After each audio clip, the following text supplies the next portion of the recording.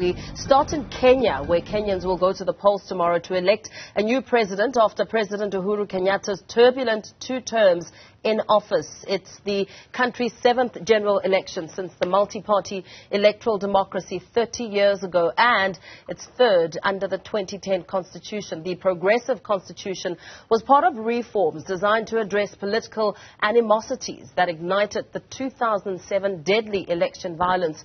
Voters will be required to simultaneously vote for a president, senators, members of parliament, country governors and country assembly members.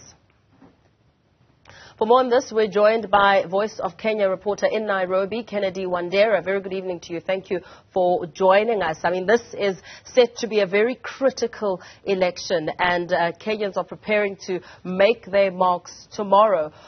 What are you reading in terms of the mood and the atmosphere ahead of the voting process?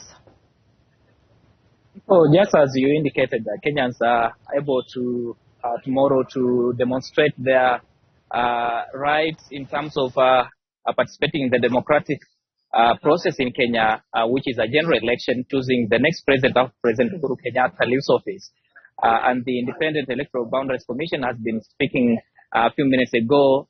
They are saying they are prepared for this particular election.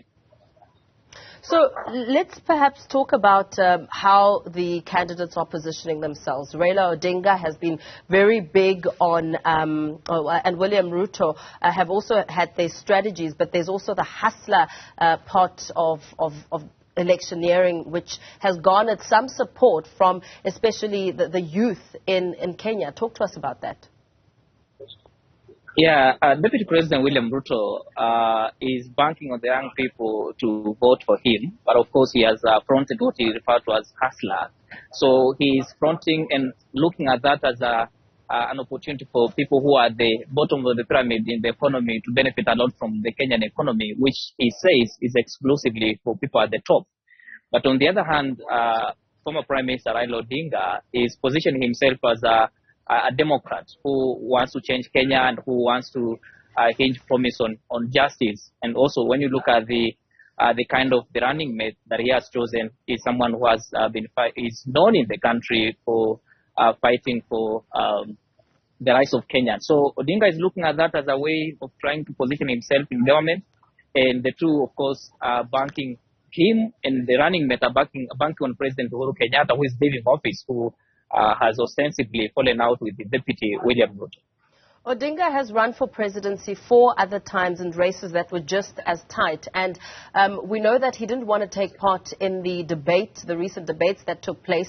How is that narrative now positioning him ahead of these elections?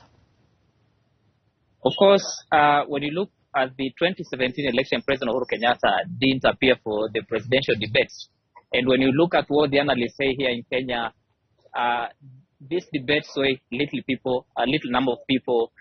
They do not really look at the debates as a way of trying to influence them. But for the first time in Kenya, this is an election that largely hinges on the promises the candidates are able to put to Kenyans, other than the ethnic lines that we've seen in the country voting alongside. So perhaps Odinga looking at this is a way of trying to look at President Kenyatta's endorsement as a way of trying to get what he hasn't get. For the 4 times he has been trying to vie for presidency. So looking at the 5th time he's vying for this, he is exuding confidence that he's going to get it as the 5th time. But when you look at the kind of challenge that is also being posed by Deputy President William Ruto, it's not quite an easy task. Yeah. And very lastly, perhaps just speak to us about the crisis that is facing Kenyans, the 2 big ticket issues, the cost of living crisis and the high unemployment. I mean, what do voters, potential citizens and voters now want to hear from whoever they choose to lead the country? Now, when you look at the 2 candidates, they are offering promises on changing the cost of living in the country, because the government that is in power currently says that the cost of living has gone high because of what is happening globally in terms of Ukraine-Russia conflict. But again,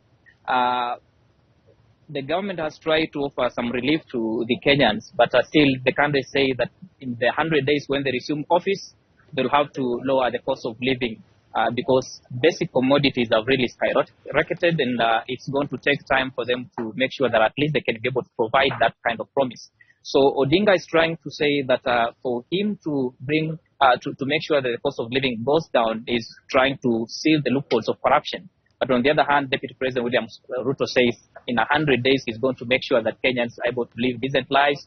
But all of them do not show or demonstrate how specifically they're able to do that. So we can only wait, and Kenyans can only wait after even casting those ballots. Yeah, absolutely. Thank you so much for giving us an insight on what is happening in Kenya ahead of those elections.